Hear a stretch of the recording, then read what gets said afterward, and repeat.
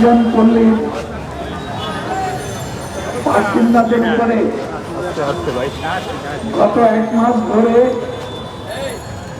তাদের বিরুদ্ধে উচ্ছেদ প্রক্রিয়াটা শুরু হয়েছে।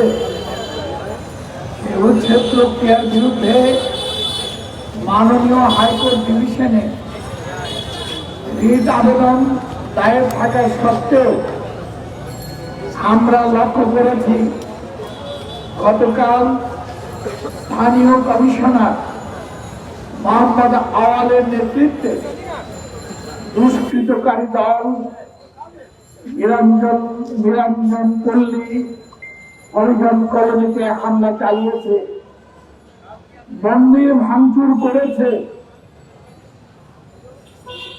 প্রায় 20 জনের মতো জখম হয়েছে। আমরা বলতে চাই, আদালত অবমাননার ঘটনা ঘটাতে এই কমিশনার আওয়াল সে বিন্দু মাত্র দ্বিধা করেনি। আমি নেতৃবৃন্দ বক্তব্য রাখবেন, আমি আপনাদের কাছে বলতে চাই,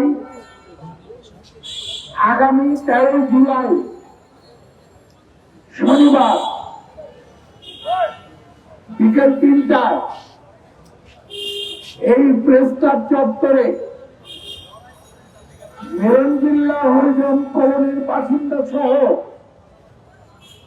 বাংলাদেশের সংখ্যালঘুদের উচ্ছেদের যে প্রক্রিয়া সারা দেশে শুরু হয়েছে এবং তাদের উপর যে নির্যাতন নিপীড়ন চলছে তার বিরুদ্ধে প্রতিবাদ জানাতে আগামী 13 জুলাই শনিবার বিকেল 3টায় ঢাকায় জাতীয় প্রেস ক্লাব চত্বরে বাংলাদেশ হিন্দু বৌদ্ধ খ্রিস্টান ঐক্য পরিষদ, বাংলাদেশ হরিজন ঐক্য পরিষদ, দলিত ঐক্য পরিষদ এবং বাংলাদেশের নাগরিক সমাজ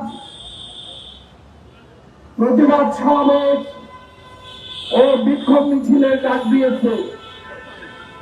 এদিকে শুধুমাত্র ঢাকায় হবে তা না, সারা দেশের বিভিন্ন জেলায় 13 তারিখ একই সময়ে এই প্রতিবাদ সমাবেশ ও বিক্ষোভ মিছিল অনুষ্ঠিত হবে।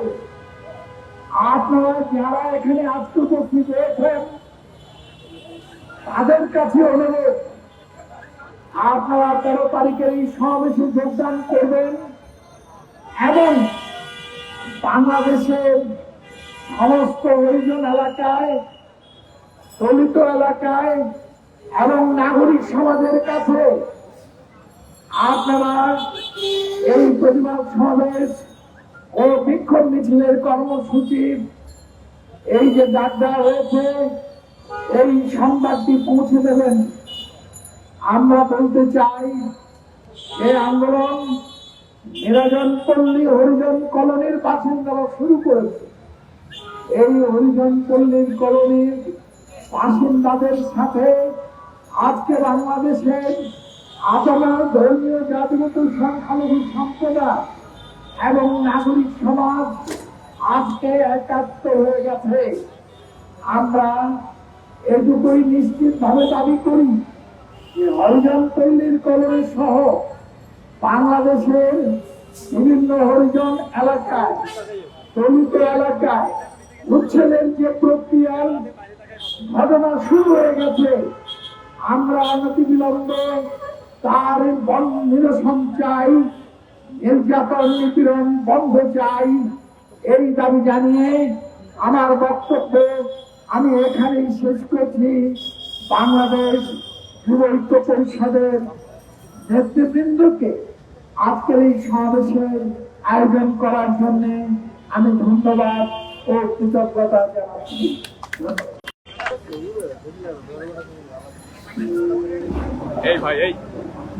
এখানে আমাদের আইনজীবী বন্ধুদের মধ্যে হাইকোর্টে যারা আবেদন করেছেন, উৎপল বিশ্বাস অ্যাডভোকেট এখানে উপস্থিত আছেন। কালকে হামলার ব্যাপারে আমরা কোনো আইনগত পদক্ষেপ নেওয়ার কথা ভাবছি কিনা এই প্রশ্নের জবাবে বলতে চাই, আমরা অবশ্যই আইনগত পদক্ষেপ নেওয়ার কথা ভাবছি এবং এ ব্যাপারে অ্যাডভোকেট উৎপল বিশ্বাস তিনি তার বক্তব্যে এই প্রশ্নের জবাব দেবেন।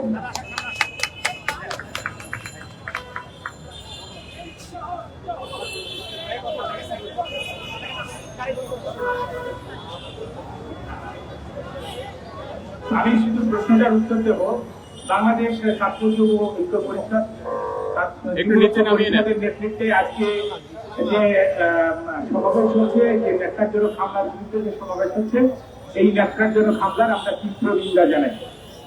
আমরা যেটা করছি অলরেডি সেটি হচ্ছে যে হামলাটি হয়েছে সেই হামলার জন্য আমরা থানাতে একটি মামলা দায়ের করেছি। পুরো ঘটনার বর্ণনা দিয়ে আমরা একটি মামলা দায়ের করেছি। এছাড়া হাইকোর্টের স্ট্যাটাস অর্ডার থাকা অবস্থায় যেহেতু এই হামলাটি হয়েছে এবং উচ্ছেদের উদ্দেশ্যেই আসলে ওখানকার কাউন্সিলর এই হামলাটি করেছিলেন, আমরা একটি কন্টেম্পট নোটিশ ইস্যু করব এবং তারপরে প্রয়োজনীয় যে কন্টেম্পট পিটিশন দায়ের করতে হয় সেটি আমরা দায়ের করব। যেহেতু মহামান্য হাইকোর্ট ডিভিশনের আদেশ থাকা সত্ত্বেও তারা সেই আদেশ লঙ্ঘন করে এই কাজটি করেছে, আমরা সকলেই আপনারাও বুঝতে পারবেন যে বাংলাদেশ সুপ্রিম কোর্ট হচ্ছে সংবিধানের রক্ষক। তাদের যে কোনো আদেশ অমান্য করা এটি রাষ্ট্রের বিরুদ্ধেই চলে যায়।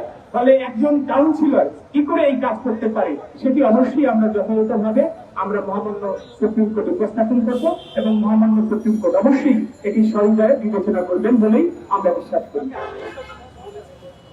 আজকে আপিল গতকালকের বিষয়টি আজকে আপিল বিভাগে এমন ভাবে শুনানি হয়েছে, গতকালকের বিষয়টি আমরা তুলে ধরতে পারিনি। মূলত আজকে ছিল হাইকোর্টের যে এক্সপিডিশন তার বিরুদ্ধে যে আপিল, সেই আপিলটি শুনানি হয়েছে এবং তাদের একটা আবেদন ছিল যে হাইকোর্টের যে স্ট্যাটাস আছে এবং যে ডাইরেকশন আছে তা স্টে করার জন্য মাননীয় আপিলের ডিভিশন বলেছেন যে এটি শুনানির জন্য আমি হাইকোর্ট ডিভিশনে পাঠিয়ে দিচ্ছি, হাইকোর্ট ডিভিশন এটি পূর্ণাঙ্গভাবে শুনানি করে রায় দেবেন, এটুকু বলেছে। ধন্যবাদ সবাই। ধন্যবাদ উৎপল বিশ্বাস দাদাকে। আজকে তারা আইনগত বিষয়গুলো